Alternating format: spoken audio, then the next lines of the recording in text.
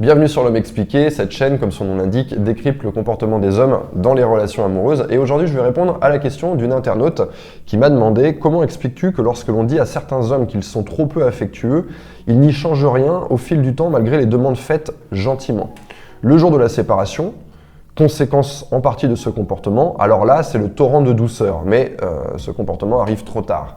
C'est une question tout à fait intéressante et je pense que je vais faire d'autres vidéos à ce sujet-là, mais je vais déjà commencer par répondre en disant que les hommes réagissent généralement, notez-le généralement, mieux à vos actions qu'à vos demandes.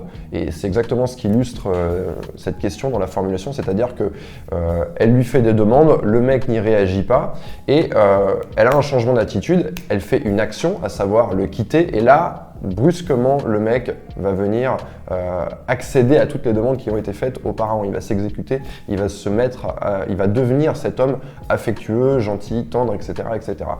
Alors donc les hommes réagissent mieux aux actions qu'aux demandes. C'est pas nécessaire d'en arriver à une rupture pour débloquer une situation. Là c'est vraiment l'exemple extrême, mais c'est une chose que vous allez pouvoir expérimenter tout au long de votre relation.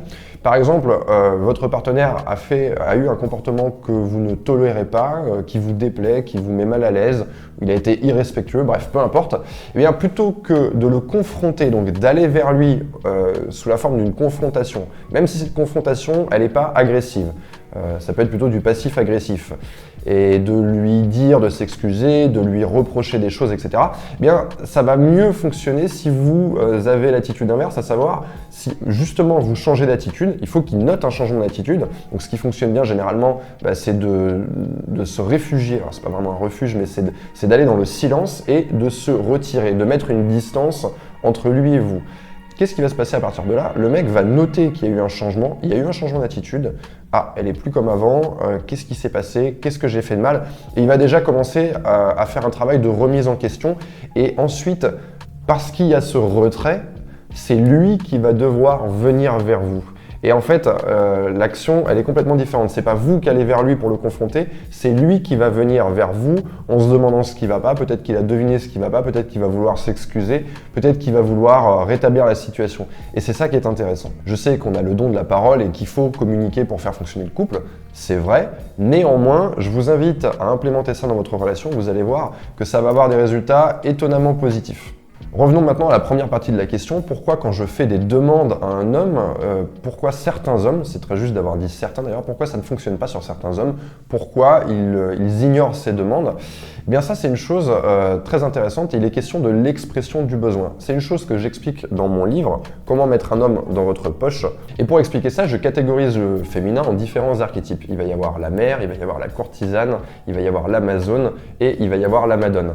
Et on va faire appel à ces différents archétypes pour savoir quel comportement adopter dans quelle situation. Et là, si je prends cette situation particulière, dans la façon dont c'est exprimé, dire à un homme qu'il est trop peu affectueux, on est en train d'utiliser l'archétype de l'amazone.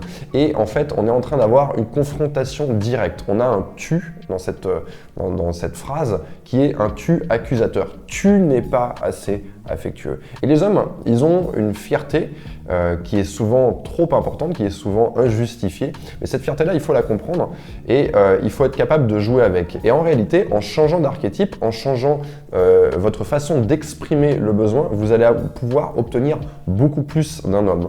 En fait, là, il faut utiliser l'archétype de la courtisane.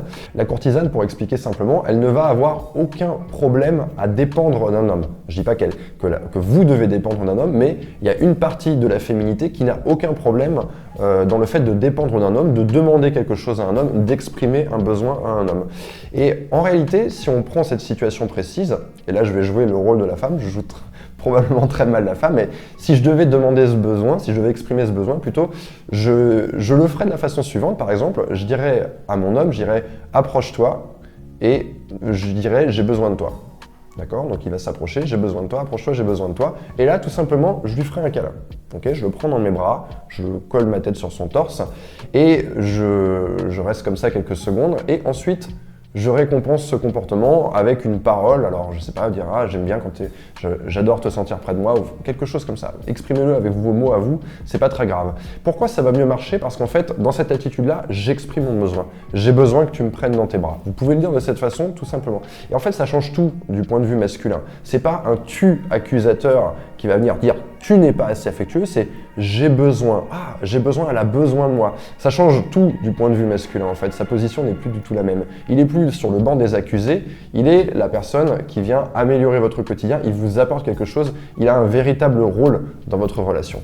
Voilà. Si vous voulez en apprendre plus sur justement ces différents archétypes et ces différents comportements, je vous invite à vous procurer ce livre, Comment mettre, hop, je le cache, mais Comment mettre un homme dans votre poche. Il n'est pas seulement question de ça, bien sûr, dans ce livre. C'est un livre qui s'adresse à toutes les femmes, qu'elles soient célibataires ou qu'elles soient en couple, puisque je commence le livre dans un état de célibat. Je donne des conseils pour faire de meilleures rencontres, des rencontres de meilleure qualité, des rencontres plus, on va dire, qui ont plus de sens. J'avance sur le début de la relation et comment amener un homme à s'engager avec vous, qui à mon sens est la plus grosse problématique des femmes à l'heure actuelle. Et ensuite, je vais dans la relation et je donne des conseils pour entretenir et faire progresser cette relation. Voilà, ce bouquin, vous pouvez le trouver partout, sur Amazon, si vous cliquez dans le lien qui est dans la description, ou dans votre librairie, tout simplement. Voilà, merci d'avoir regardé cette vidéo. Si vous avez des questions, comme cet internaute, n'hésitez pas à les poser en commentaire et n'hésitez pas à balancer un like sur les questions que vous aimez et aussi, également, si cette vidéo vous a plu, à balancer un pouce vers le haut. Voilà, je vous dis à très bientôt.